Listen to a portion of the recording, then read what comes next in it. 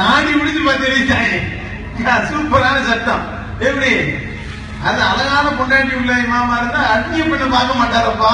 வேண்டுதல் நல்லா கண்டுபிடிச்சிட்டீங்க, நல்லா விளக்கிறீங்க. பொண்டாட்டி அசிங்கமா இருக்கிற இமாம் எல்லாம் என்னன்னோ தெரியல, உங்களையெல்லாம் எப்படி கேவலப்படுத்தாரு பாருங்க. நீங்க தான் நாளைக்கு அவருக்கு எதிராக போராட்டம் நடத்தணும், விளங்குதா?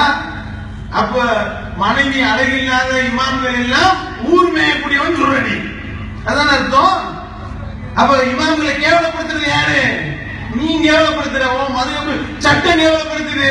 நாங்க கேவலப்படுத்தல, நாங்க கண்ணியப்படுத்துறோம். எங்க இமாம் எல்லாம் வந்து பாரு, இந்த பேசினார்ல அபூபக்கர் சித்திக் சாரி, உங்க இடையில இருக்கிறப்ப எப்படி இருந்தாரு, இப்ப எவ்வளவு கண்ணியமா வந்து பாரு.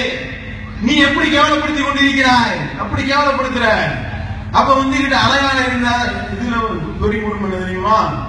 ஏன்னா இது என்ன ஒரு இமாம தேர்ந்தெடுக்கிறீங்க, இமாம தேர்ந்தெடுக்கணும்னா நீங்க என்ன உலக அழகி போட்டியா நடத்திட்டு இருக்காங்க? கொண்டாடி அழகா இருக்குன்னு சொல்லிட்டு இருக்க. கொண்டாடிய மனைவி அழகா இருக்கிறத எப்படி கண்டுபிடிப்பான்னு கேள்வி கேட்டாரு.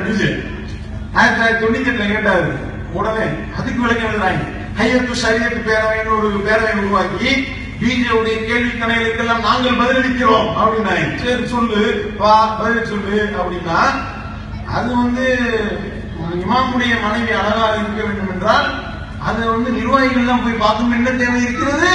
வேற என்ன செய்யணும்?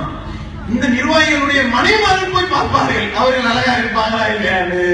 எவ்வளவு விளக்கத்தை பாத்தீங்களா? அப்ப இதுதான் இவர்கள் வைத்திருக்கக்கூடிய மதுரப்பு கேவலங்கள், புரிஞ்சுக்கிறீங்க? அப்ப இந்த மாதிரியான சட்ட திட்டங்களை வைத்துக் கொண்டுதான் இந்த அடிப்படையில் தொழுவு, இந்த அடிப்படையில் நோன்பு, இந்த அடிப்படையில் ஜக்காத்து கொடு, இந்த அடிப்படையில் உன்னுடைய எல்லா இபாதத்துகளையும் செய் என்று சொல்கின்றார்கள் என்றால், அப்ப விளங்குதா அவங்களுக்கு இவர்கள் என்ன அடிப்படையில இந்த மார்க்கத்தை சீரழித்து சின்ன பின்னமாக்கி கொண்டிருக்கின்றார் என்பது புரியுதா? அல்லாஹ்வுடைய தூதர்லாம் இவர்களுக்கு ஒரு மேட்டரே கிடையாது. இமாம் சொல்லி இருக்காரா? அப்பதான் நான் கேட்பேன். ரசூல் ஸல்லல்லாஹு அலைஹி வஸல்லம் தூக்கி போடு. அதனாலதான் ரசூல் ஸல்லல்லாஹு அலைஹி வஸல்லம் அவர்கள் சொன்னார்கள் என்று சொன்னால் அடிப்பாங்க. இமாம் சொல்லியிருக்காருன்னா விட்டுருவாங்க. நல்லா கவனிங்க. தொழுகையில் ஒருத்தர் ருக்குல இருந்து நிமிர்ந்து கைகளை உயர்த்தி இருக்கிறார். தொழுது முடிச்சோடனே போட்டு பின்னி எழுதுனாங்க. எப்படா நீ நஜாத்துக்காரப்ப ஏன்டா கைகளை உயர்த்தின தொழுகிறப்ப அப்படின்னு அவர் சொல்லிருக்காரு, நான் நஜாத்துலாம் கிடையாதுங்க, நான் சாஃபி மதுஹப்ங்க அப்படின்னு. சாஃபி மதுஹப்பா முன்னாடியே சொல்லி தொலைய வேண்டியதாடா, நீ நபி வழியை தொழுகிறேன்னு நினைச்சா அடிச்சோம் உன்னைய அப்படின்னு இருக்காங்க. விளங்குதா? நபி வழி அடிப்படையில் செஞ்ச அடி மிதி வரல.